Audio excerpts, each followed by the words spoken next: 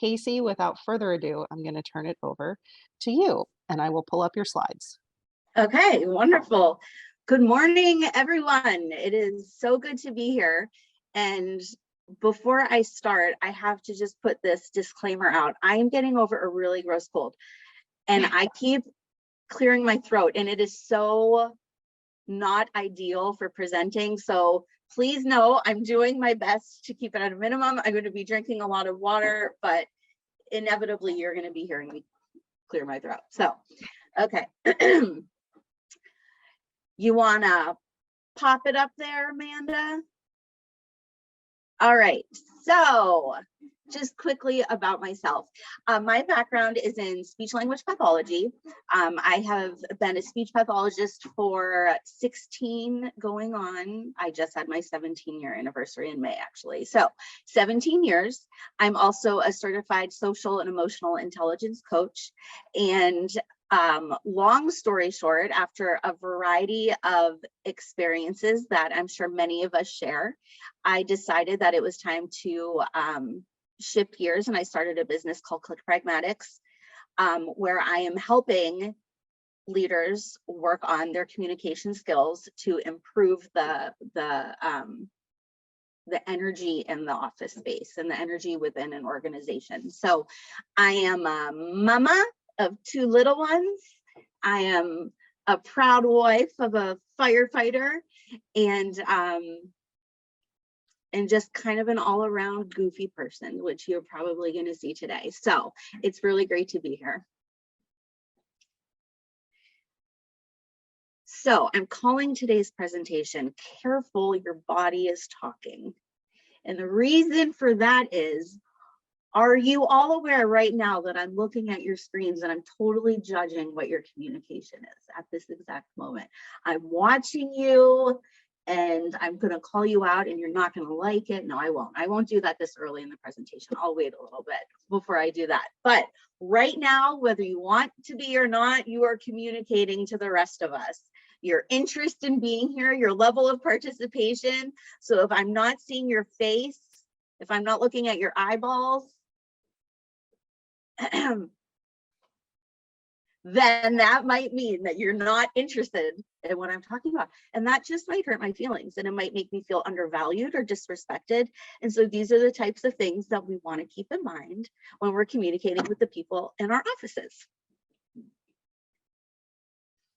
So the first thing that I would like to start with from our group here is I want you to reflect on your current role, your previous roles, and all the positions that you've held, and what do you think makes a strong leader? And everybody can just go to the chat box and start kind of plopping in the characteristics that you have found to be in other great leaders, or if you find yourself to be a strong leader, please tell us why. I'm going to give you a minute to do that.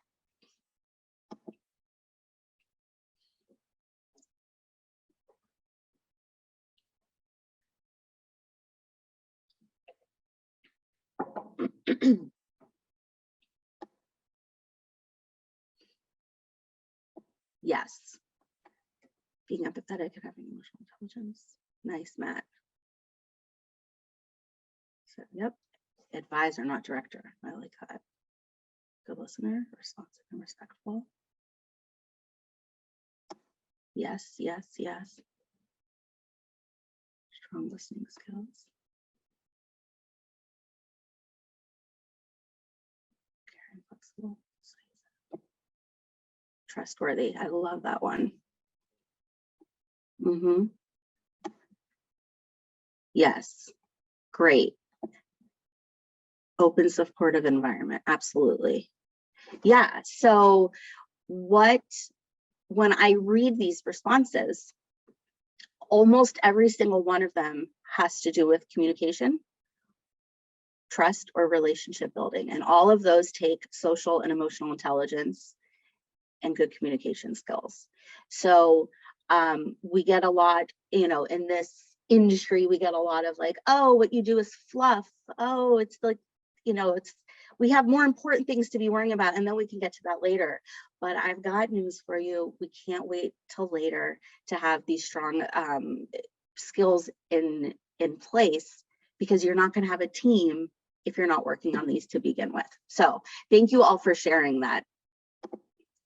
All right, very good. Okay, so today, what I'm hoping to convey and for you to leave with is how to optimize communication for stronger engagement. Because the more strongly people are engaged within your team, the stronger your relationships are going to be, meaning you're going to have better retainment, better production of whatever the product is that you are offering where you work. So in order to do that, we have to bring together our mind and our heart. There's no fluff about it. It is important that we are putting the two of those together, and that we're really paying attention to the power of communication and how that is impacting your interactions on a daily basis. So what I want to hear from all of you now, and you can unmute and share out loud if you would like, so I can hear your voice, or if you're more comfortable in the chat box, that's fine too. But I want to know from the group right now, what are some of the biggest challenges that you either personally experience or you are around and kind of observing in your day-to-day, in your position?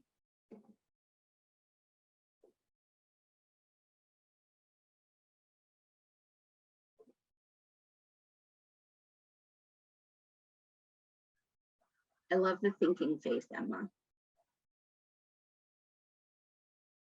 I can tell you're really taking some thought. All right, let's see what we've got here.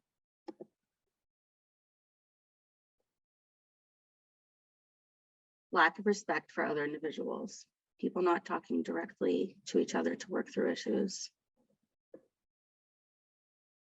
And Denise, for being short-staffed, would you say that the communication challenge there could be that everyone is so busy trying to kind of cover all the bases that they don't even have a chance to connect, and maybe there's that disconnect there because of that? It can lead to unintentional complications. Yes.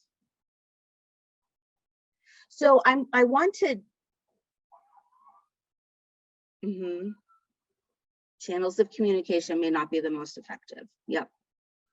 And what I want us to delve into, and at the end, I think that you'll be able to reach employees through multiple means of communication, not just email. Absolutely, yes. So by the end of today, I want us to be able to say, rather than something broad like, we're not able to communicate effectively, I want you to be able to very specifically say when people's message and their nonverbal communication doesn't match up, it's very confusing. That type of a thing, just as an example. So, and reaching people through other means of communication. So not just talking to one another, but communicating through other modalities. So, okay, wonderful. So I'm going to keep staff are stressed, admin staff are having to fill in multiple roles, unable to, yep, man, I've been there. Too many emails is equally frustrating to communication. Agreed. Yep. Yeah, and so with everyone, there's more efficient ways for us to be communicating than just blasting emails all the time, right? And there's more efficient ways for us to be communicating than having a meeting 5 times a day, right? So those are the types of things that we're going to have to figure out how to discuss with our team and how to improve that moving forward. So now that I have an idea of where you guys are coming from, let's go. Amanda, it is so weird for me to not be able to move the thing by myself. It's like I have these awkward, like, between each slide. So, okay. So when we are communicating, we have several things going on at once. 7% of how we're communicating our message is our words and our word choices. So this has to do with written as well as spoken, text, anything like that.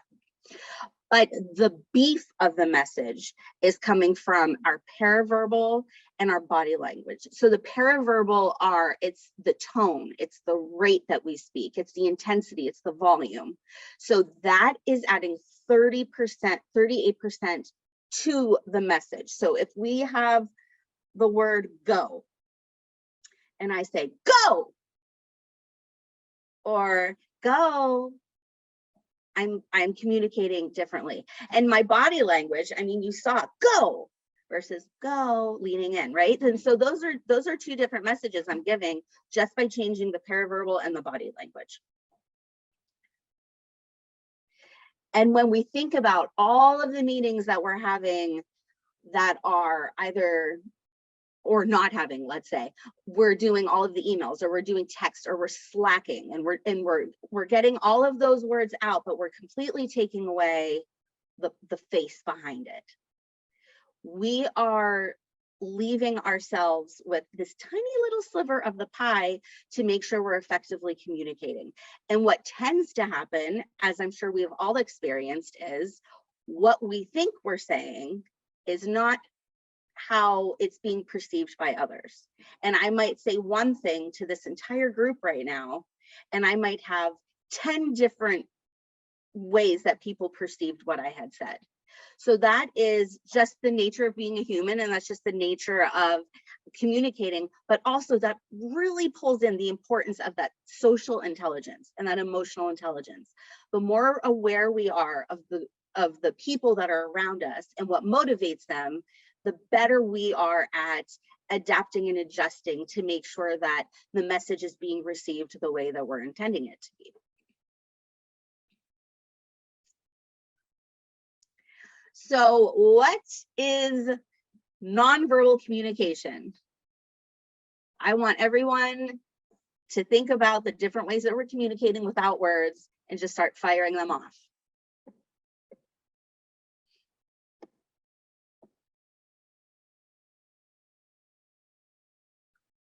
Body language, yes. Facial expressions, yes. Eye contact, your entire physical presence. I love that, yes. Tone of voice.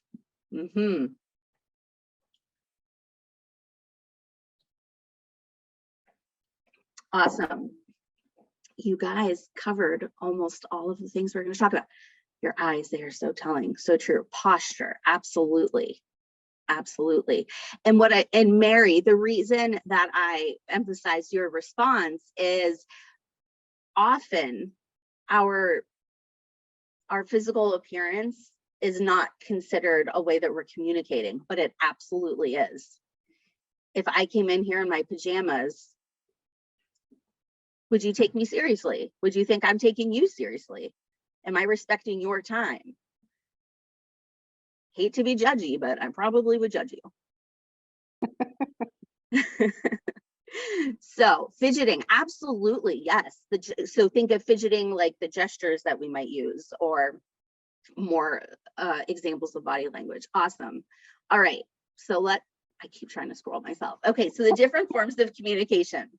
We've got space. Who has thought of that as a nonverbal form of communication? Like, are you a close talker?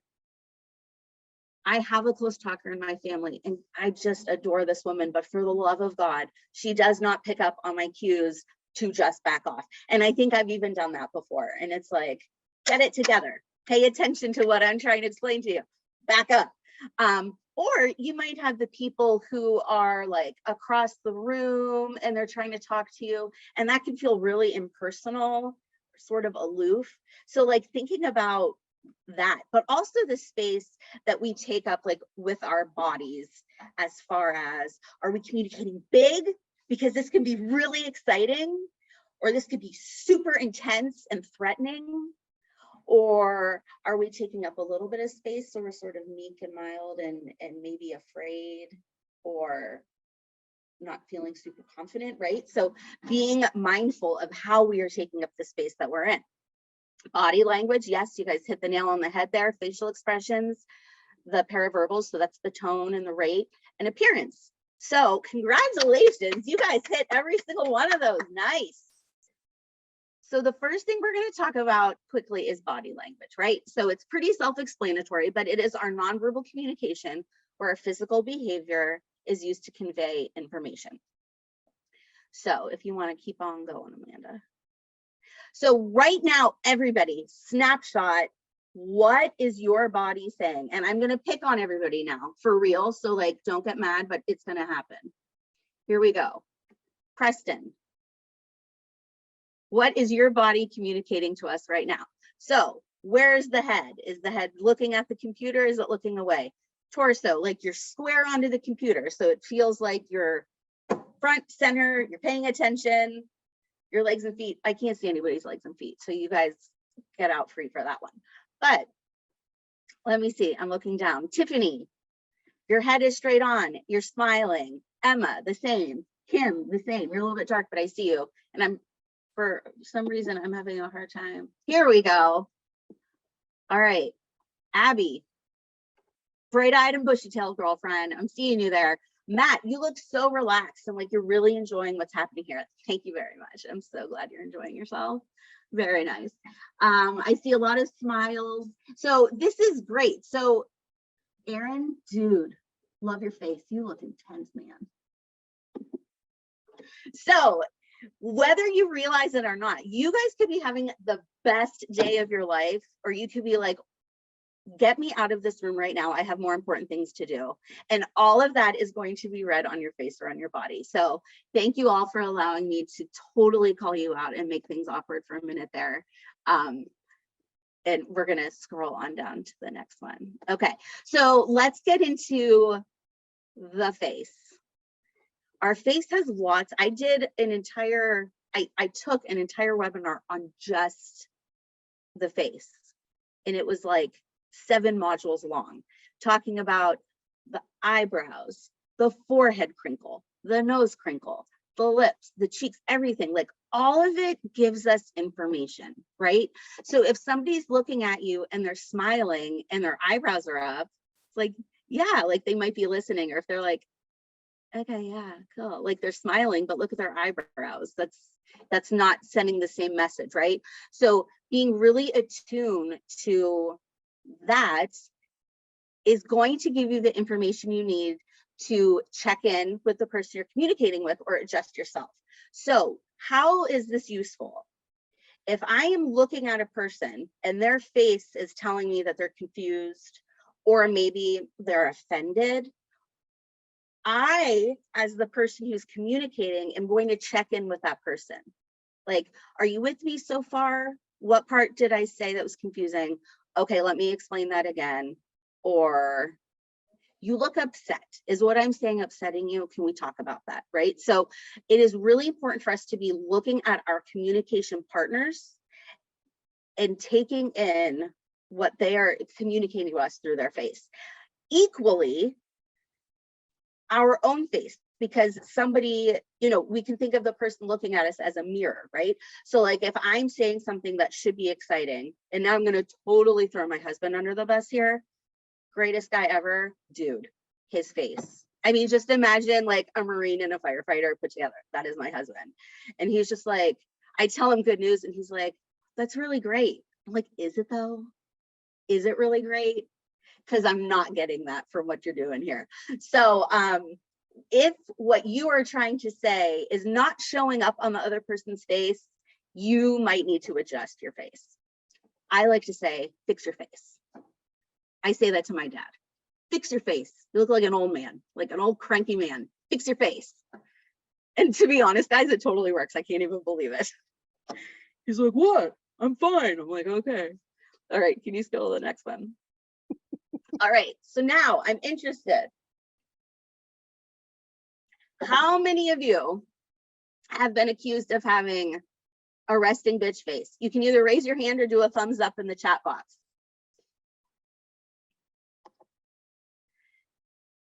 Or have you ever been accused of being, so like what's wrong? Are you okay? And you're like, I'm fine. Oh my gosh, why does everybody keep asking me this question? Yes, I'm fine.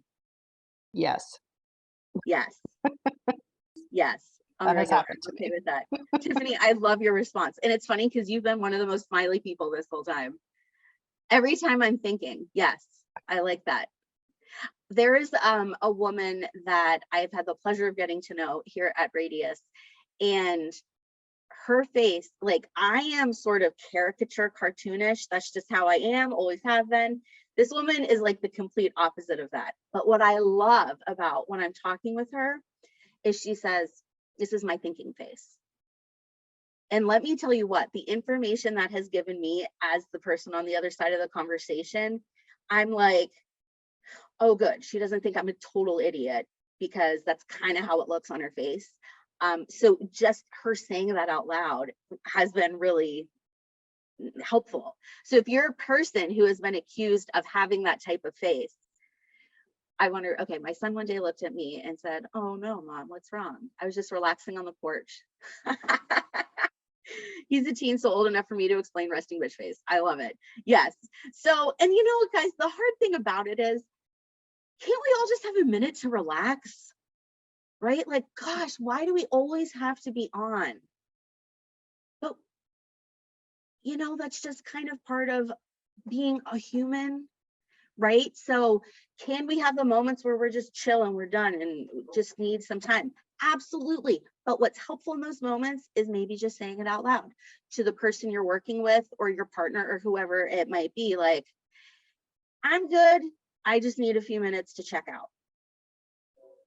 Right? So as a person who tends to be big and happy, when I'm not, it's like everybody like, oh my God, what's wrong with her? I'm like, you guys, I'm just tired. Is that okay for me to just not smile for 5 seconds? So then I just say it like, guys, I'm good. I'm feeling chill today. And they're like, okay. And then they all stop asking. So just keeping that communication open is really helpful. Or, gosh, I have really respected the people who have said, I am having a bad day. This is in no way a reflection on what is happening between you and I at the moment.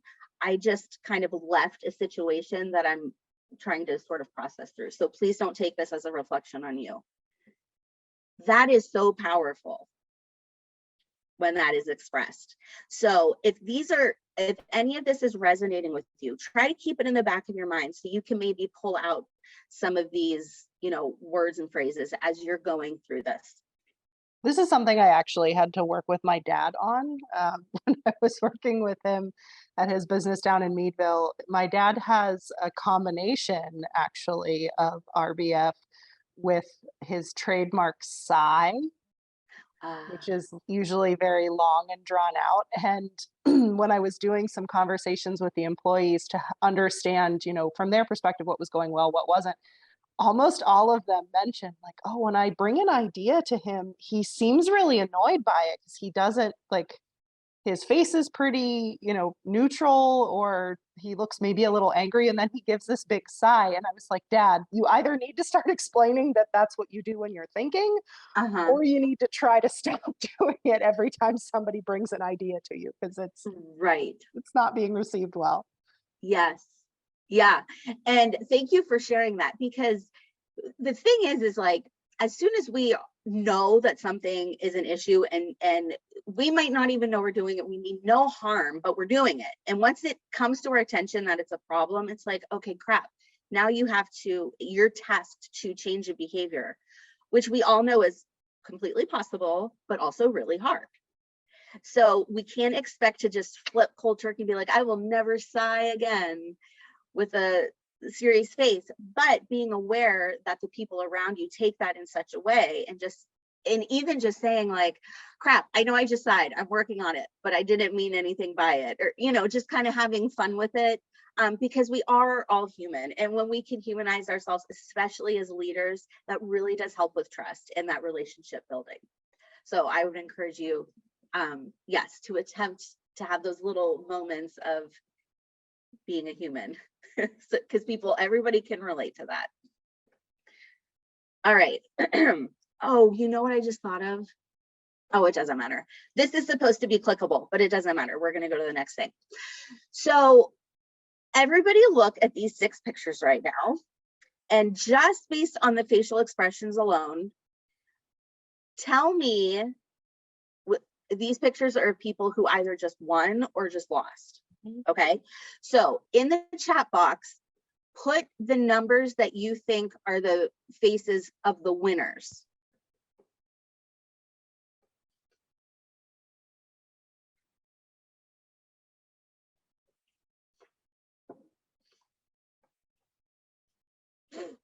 This is hard.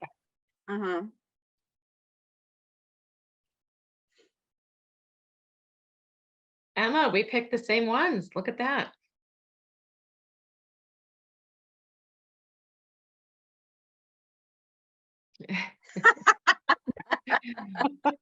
Steven.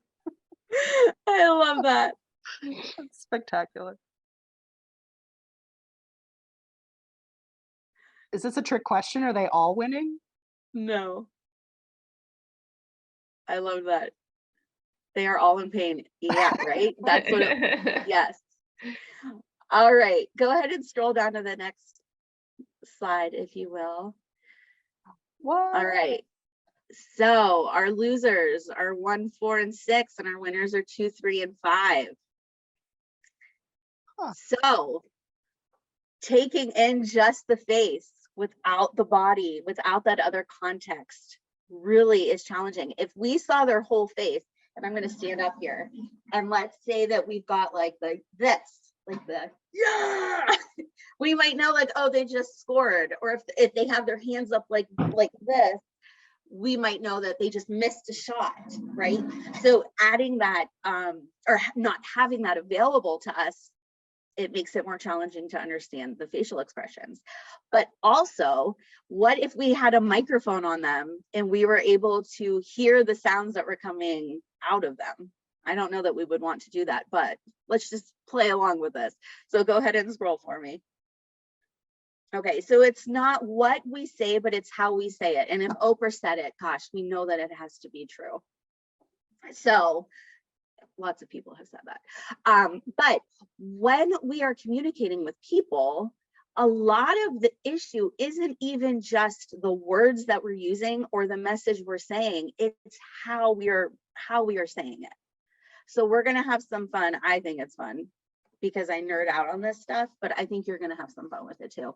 I'm practicing how to play with our paraverbals to give the same message 7 different ways. So if you could scroll up for me, Amanda, we're going to do a little game. Okay. So when you are breaking out into your group, we're going to have groups of 7. There is a sentence, and it'll be on the next slide in just a second, but there is going to be a sentence assigned to each group. In your group, each person is going to have a different emotion that they're going to say the sentence. Okay, so for example, if I wanted to say, I just won the lottery, and I'm going to say it scared, like, I just won the lottery. Or if I'm surprised, I just won the lottery. Or if I'm angry, I just won the lottery. Okay, so that's what we're going to practice in this next activity. Now, when you're doing this, I want you to not only pay attention to the pitch, the tone, and the speed, but the body language too. Think about your size, think about the space, and how you, when you say your piece, are changing. Like, are you changing your eyebrows? How is your body moving? Just be really aware of this. So if you want to scroll down to the next slide. Thank you. There are 7 universal emotions that no matter where you travel, these will likely be the same, expressed the same way in each place. There's a lot of gestures and stuff that do not translate well in different countries, right? Like, I think there's a thumbs up is bad somewhere, and there's a few things. So, but these are the universal emotions that almost anywhere you go, they are going to be expressed this way. So group 1, your sentences, I love going to meetings every day. Your job when you're in your group is to assign a person. One of the people is going to be the surprise person, one will be disgust, one will be sadness, one contempt, one fear, one anger, one joy. So each of you will have a chance to say this sentence in your emotion. Is this making sense to everyone? Does anyone need any clarification? Just a Okay, quick great. tip, I would recommend taking a picture of the screen, just so once you go Oh. into your breakout groups, everybody can remember. So we're gonna have 3 groups. 2 groups of 7, 1 group of 6. Okay.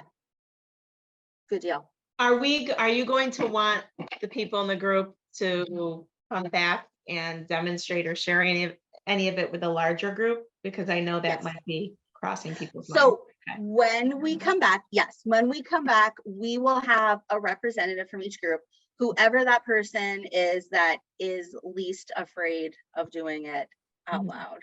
I Mhm. don't want to make anybody like sweat and stressed out right now. But yeah, I want you to play around with it. Like, guys, this can be so super fun and goofy. I'm going to tell you, I did this with a group, and one of the sentences was, Casey is so beautiful. The whole freaking room was dying because they all had to say it a certain way. I put it in there just to be a smart aleck, but you can really like go for it here, because you're only going to do it in your group. And when we come back, if you happen to be in a group where nobody feels comfortable saying the sentence, what you can do instead is talk about like the overall feeling of what you had to change in order to communicate correctly the emotion that you were doing. So come back ready to discuss. If you're willing to show us, super fun. If not, totally fine too. The point is that we're learning what to be looking for.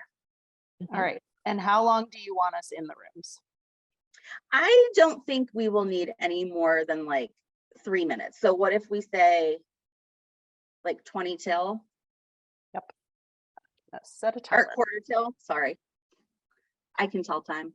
All right. I'm gonna set a timer for 5 minutes just to be on the generous side, and Perfect. we'll come back after that. All right. So everybody, I'm sending you to your breakout rooms.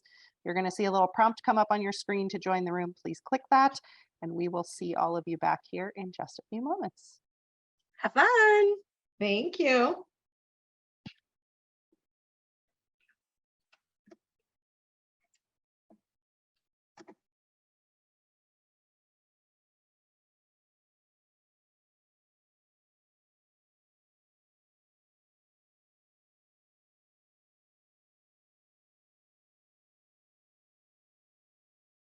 The picture of that. Can I see you in my office? Come to my office. I took a picture of the screen if that's helpful. Can I I took a see? picture of the faces, but I didn't do the sentences. Can I see you in my office? Yes. So where can I see you in my office? So we need somebody for surprised, angry, contempt, disgust, enjoyment, fear, and sadness. So we have 6. So we're going to have 1 extra if somebody feels really excited to do 2. Go for it. I'm not picky. I'll do whatever. So. Yeah, I don't care either. I'll do whatever. All right. So maybe let's go in a circle. Stella, do you feel super excited about one of these? No, I've probably done them all over the years, at one point or another. Fair enough. All right. So let's just go around the screen then. Tiffany will give you surprise. I'll take anger. Stephen, contempt. Stella, disgust. Emma, enjoyment, and Stacy, fear. And then if anybody feels really excited about taking sadness, we can go from there. All right. So if you need a second to think about it. Let me get into character. Hold on.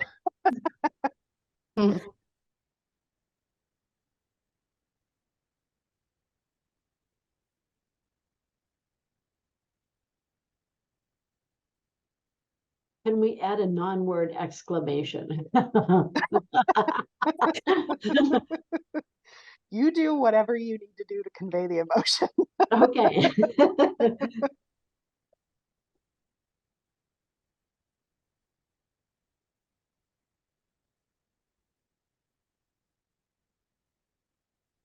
All right. Are we ready? Mhm. Tiffany, do you want to go first? Sure. Can I see you in my office?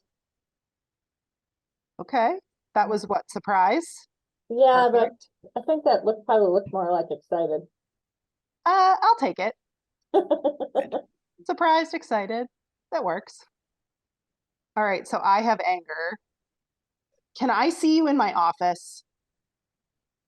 Got my brow wrinkle there. Right? Steven, contempt. And I see you in my office. Ooh. Feel like I made you angry. I'm sorry. I'd be nervous. Stella, Can I see you in my office? oh my God, that was great. If you're Even better comfortable in right doing back. that in the big group, do that. I felt it. Has anybody seen the movie Inside Out? Because I just got you like nailed that, Stella. That's because they used to make me do that in college in my literature classes. Ah, perfect. All right, Emma, enjoyment. Can I see you in my office? Okay, great. And Stacy, we have fear. Can I see you in my office? Ooh, that was good. I like Yeah, that. nice. Definitely sounds scared. All right, does anybody want to try for sadness? I'll try sad. Go for it, Tiffany. Can I see you in my office? Ooh, good. Ooh. I'd be like, oh my God, is something wrong? There's a little quiver in the voice there. Yeah. Uh-huh. I Yeah, like that. Very good. the All right. covering of her mouth was Yeah, good. That like I'm gonna lose it kind of. yeah, Yeah. that was really good. All right, awesome. Nice job, everyone. I'm going to bring us back into the room. So hang with me here for just a second.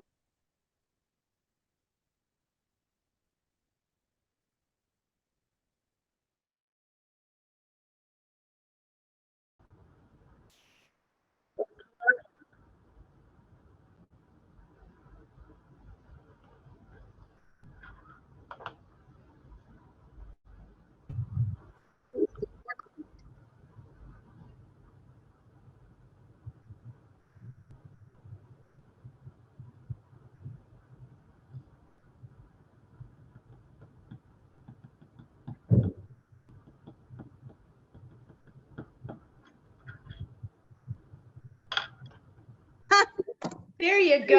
I thought it was part of the exercise, Casey. It totally was. It Yeah. totally was. You caught me. Okay. So I want to know how it went. So from group one, who is the person willing to be the spokesperson for your team? I guess I can do it. All right. I was waiting to see if someone else would. What you got for us? So, Ooh, let's wait, see. What? hold. Hold. Say your sentence, and then we Okay. are all going to guess what the emotion was. Oh, God. So, okay. I'm rolling my eyes, not because I don't want to be cooperative, but because personally speaking, I felt like my emotion was really difficult. Okay. Okay. So the sentence is I love going to meetings every day. So now I'll say it demonstrating my emotion. Okay. I love going to meetings every day. Fear. Yeah. Okay. Yes. Maybe with a hint of dread. Yeah. Yes. Yeah. All Yes. right. But your Cool. eye, so like your tone went down and your eyes kind of closed. Yes, I totally got that right away. All right. Nice. Good All job. right, group two. Where are you at, Matt? Oh, nice try. He's trying to get away, everybody. He's running. I tried to escape. Ours was the report was due today. So with my emotion, report is due today. Any guesses? Prize. Surprise. Surprise. Well done. Awesome. Okay, group 3. Stella, Oh, Amanda, you're gonna make me do this. Um, yours was so Our- good. Our sentence was, can I see you in my office? Oh, can I see you in my office? Disgust. Yes. Nice. She did that, and I was like, I feel like I did something wrong. Yes. Yes. Something horrible Disgusted. happened. And it's disgusting. Your nose and your eyebrows were great for like disgust. You Nose really had crinkle. what you needed there to convey that. Awesome. Was that all the groups or did we have a 4th? Nope, that was it. That was it. Okay, very good. So we kind of discussed in our group that we are restricted to this little square. So like getting really into it was a little bit challenging, but I think we get likely at least seeing it, how it would be different if our whole bodies were visible. So how much time do I have, ladies? We've got for about 15 minutes, we'll say. Yeah. Okay, so this is a pretty, oh wait, Oh, can't will this click on work? it. Yeah, you can't click on it. Okay. We can go past it and then I can pull it up separately. All right. We're going to come back to that because it's kind of like a rewind of overcap of the entire thing in a really fun way, because who doesn't like Friends?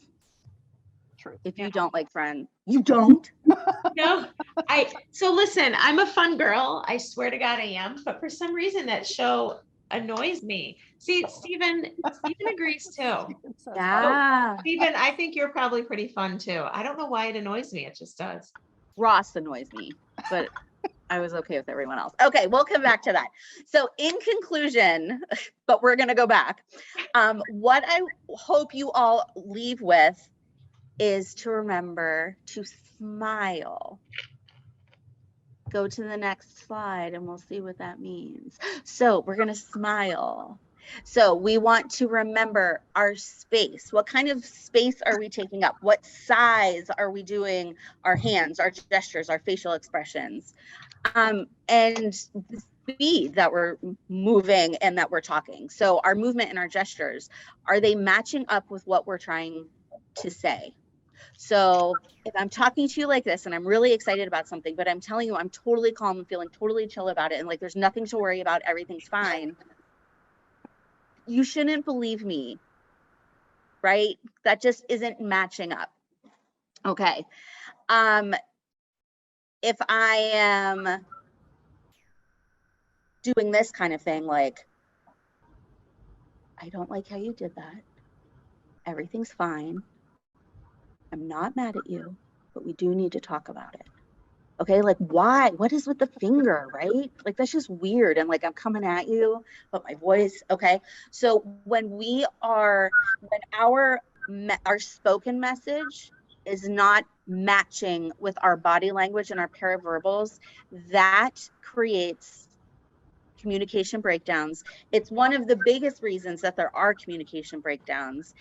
And it is one of the biggest reasons that people don't have trust in the people they're communicating with. And you can't have a solid relationship if you don't have trust in that relationship. And you can't keep people around wanting to work for you if they don't trust you, right? All right. And even Casey, if you don't mind if I weigh in here real quick. Of course. I can't tell you, and Amanda, I'm sure you can chime in and say the same thing, and maybe some of you participating in this webinar can agree.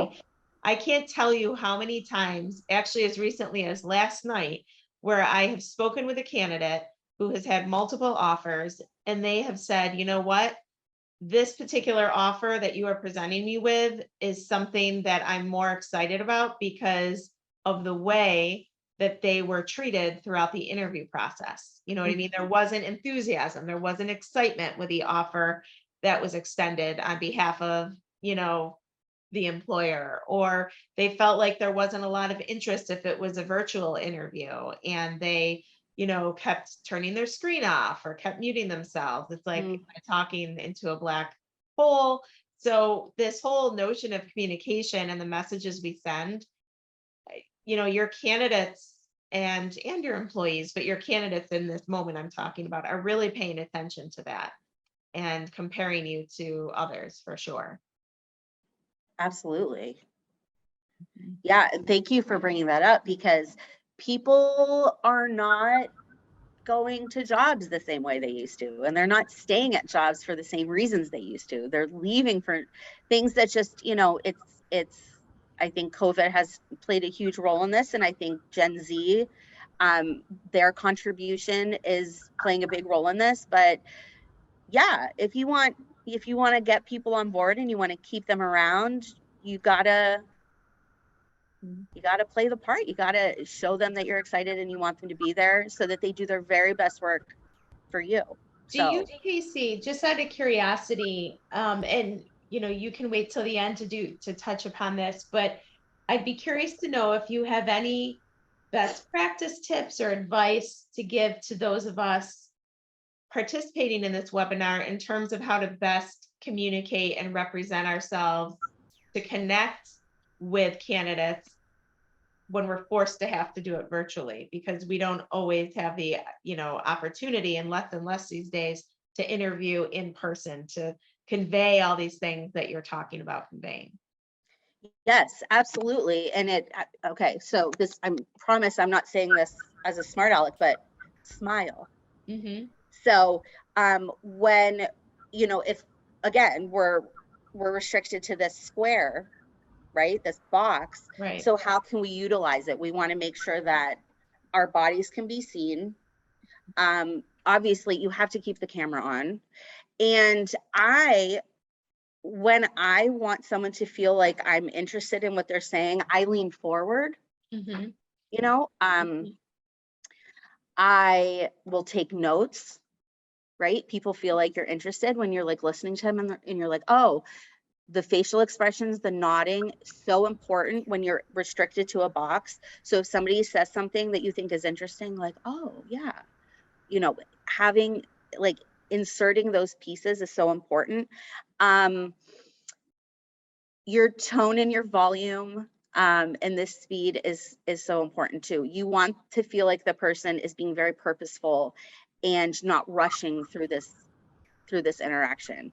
So if it's just kind of like, all right, this is what we've got, thank you for answering all the questions, do you have any questions for us?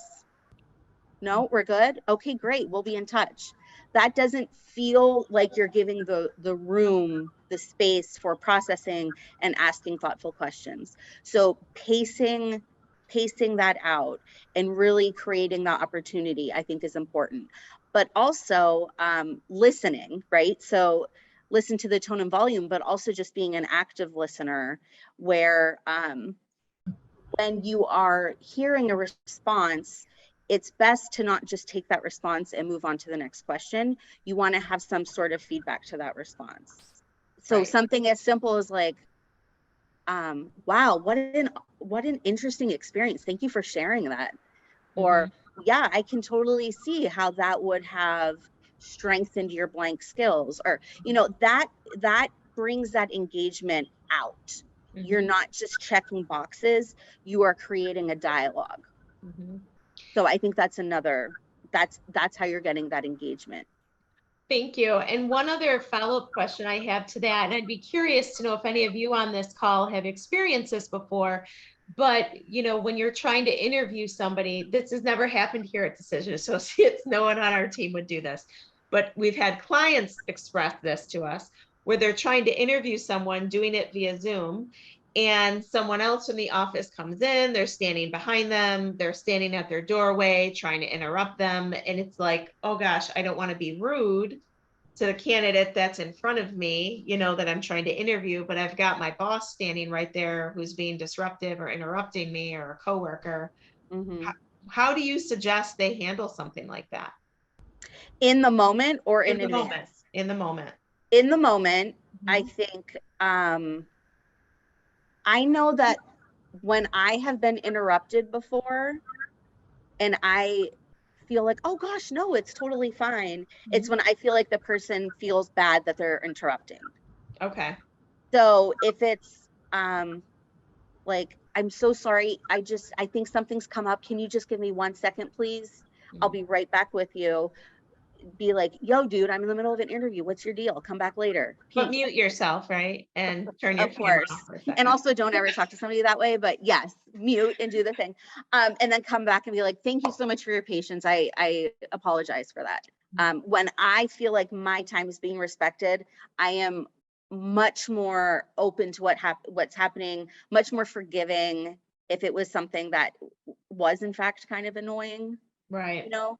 Because, you know, Mhm. things come up and it's like, I've got a timeline here and it's really, it's kind of a pain that this keeps happening because you keep having people up here. Somebody being very apologetic, I think, is a very important skill to communicate, or I'm sorry, Convey. yes, to convey, but also I think has been sort of historically seen as weak, and like you should not be apologizing, especially if you're in like a leadership role. Like that takes you down a notch and like people won't respect you as much. And I could not disagree with that more. If you want to be the kind of leader that people trust and they feel like they're going to give their life to working under you and for your team, you want to feel like you're going to be, you know, respected. So that, I mean, it shouldn't happen, but honestly, even if it does happen, that could be, you could see the silver lining there of being a good moment to be able to communicate that side of you that maybe wouldn't have come up Right. if that interruption didn't happen. And I Thank think sometimes too, especially for those in high level leadership roles, there can sometimes be this air of, and it whether it's intentional or not, but this air of, you know, my time is more valuable than yours. Yep. And so when you are apologetic and you recognize that, hey, I realize what I'm doing right now is not ideal, but thank you for your patience. That I think goes a long way to remove that air of, you know, oh, my time is more valuable. More, So I 100%. I don't really care that I have to stop this interview to talk to somebody else. So Right. I do think that goes a long way. Absolutely.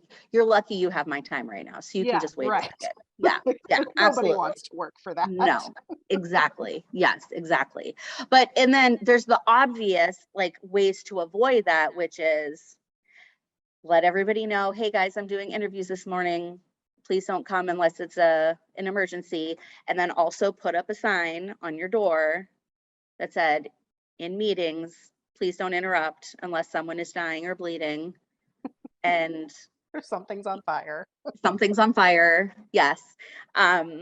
So making sure that that's done in advance also will hopefully help that. But yeah, I think that little moments like that, I think it's real life. I think it happens. And the way that you're handling it in that moment will speak volumes about you as a human and not just a boss who like knows the business. Mhm. So it kind of creates that space for that. Oh, it won't work because it's not a thing. She curtsies and it's really funny. I'm picturing it in my head. And I'll just do it. I'm going to do it. Thank you for your time. great. Does anyone have questions? Elizabeth, you've kicked it off with some really great ones. Does anybody have any questions that I can take a stab at? I'm bringing us back to the big group so we can all see each other. Awesome. So I think one thing that I'll just say, not really a question, but I want to emphasize the importance of providing this kind of support and training to your managers, because I think, and Casey and Elizabeth and I were talking about this before we kicked off the session today. I think as we get older, we tend to take our communication approach and style for granted. You know, well, it's worked for me for this long, you know, I don't need to change anything. It seems to be working well. So I would encourage you to think a little differently about that and provide regular training to your teams. about how they're communicating nonverbally. I'm sure we've all been on the receiving end of somebody who doesn't know how to control this or has really terrible body language when they're trying to communicate an important point. And just to go back to something we covered in the very first session about, one of the top reasons that people cite for leaving a job right now is a toxic work environment.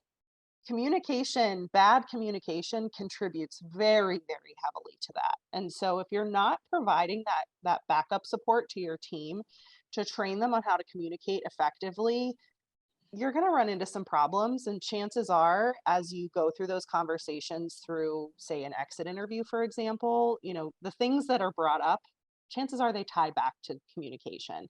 And Casey, I like the slide that you shared where it was like, what was it? 90% is how you say what you're saying or whatever that stat was. Yep. I like that because, it's just a side effect of what we're seeing with the focus on shifting of priorities and the different relationships people have with their employers now and the different things that they want out of their work. And so if that's not reflected in every facet of communication, including the nonverbal, you're going to alienate your team. And especially, I think cross generationally is where we start to see that really break down when you've got, someone in a significantly more experienced generation with like a Gen Z, and there's just a disconnect in the way that they communicate. So making sure that your supervisors have the training to be able to communicate effectively cross-generationally as well, that's important.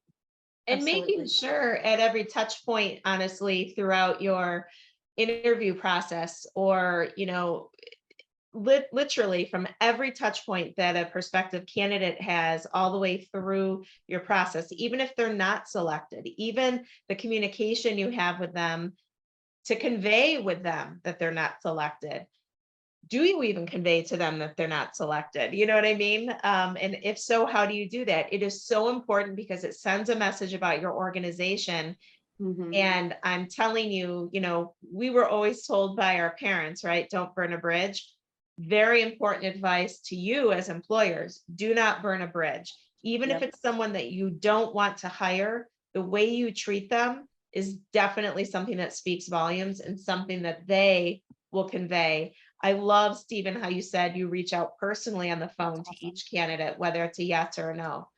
We do the same thing, and we recommend to our clients to do the same thing. Personally reach out to each person and do it within 24 hours time. There's an executive that I'm working with who is looking to make a career change. And they were just conveying to me just last night, it's for a CHRO position that they wanted to potentially apply for. And as they were going on to explore how to do that, the application process, it was a joke. They had to submit their resume, they had to submit, a letter of interest and references, but then they had to go through and spend a good 45 minutes keying in all the exact same information through an online application portal that's already present in the resume. And they said, you know what?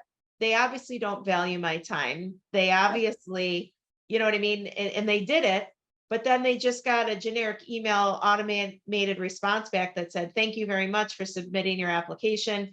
If we're interested, we'll reach out to you within the next several weeks. So what message, and literally I'm asking, drop it in the chat box or unmute yourself and share.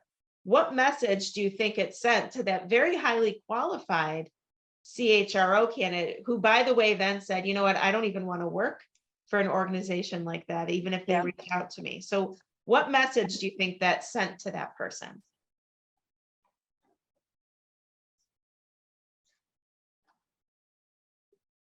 What do you think? What did that convey to that person about how this organization feels about their employees and how they might be treated? You can unmute too if you'd like.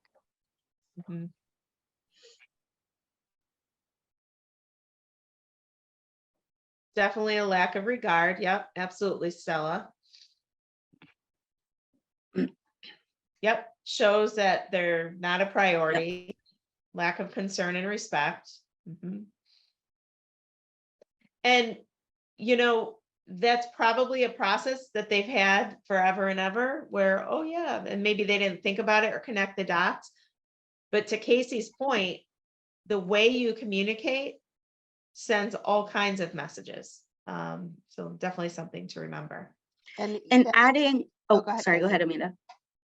I was just gonna say it's just because it's not, an actual conversation, it still counts as communication. You're still sending a message to someone. So I Yes. mean that it's a process, for your applications and your interviews. That's great. And just because not all of that is an actual conversation doesn't mean it's not still communication. So vetting those processes as well for, hey, is this conveying the tone and the message that we want it to be to reflect the experience that our team members have here? Absolutely. And I was going to add, well, first of all, yes. So remember, words are 7%, and then we have the rest. Well, when you take the rest of that out and you're only working on the words, you got to really make sure that you're getting the tone and across. And the way you're doing that is by making sure that the words that you use are more powerful. And I like to, when I work with people, I like to encourage them to add something personal into their, if the answer is no, like they're not going to have a position, remembering something about the interview that you can bring up. So I enjoyed getting to know you, or learning more about you and your experiences, and meeting your little one when she ran in when she wasn't supposed to. She was such a cutie pie. I wish you all the best as you move forward. Please, we will keep you in mind if something else opens, whatever. And like, you don't have to lie, obviously, if that's not the case. And that might be a little overboard, but you see what I'm saying, right? Like having something in there that can connect you again on a human level really communicates beyond what you think it is. It's not just a simple connection, it's your reputation and it's what people know of you.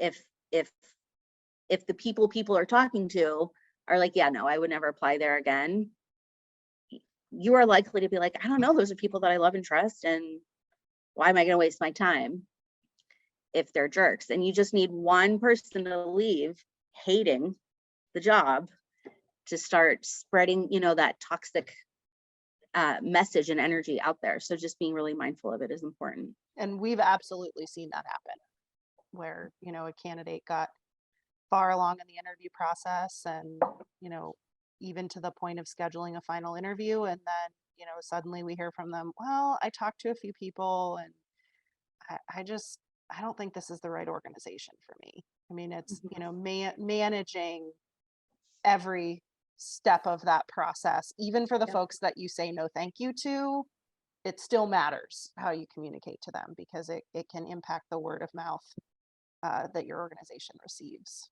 Absolutely. So Elizabeth is dropping a couple of challenges into the chat, some things for you to consider moving forward from today. First, what is the intended message you want to convey to your candidates and current employees about what it feels like to work at your organization? And I'll capture these and send them in the follow-up from today.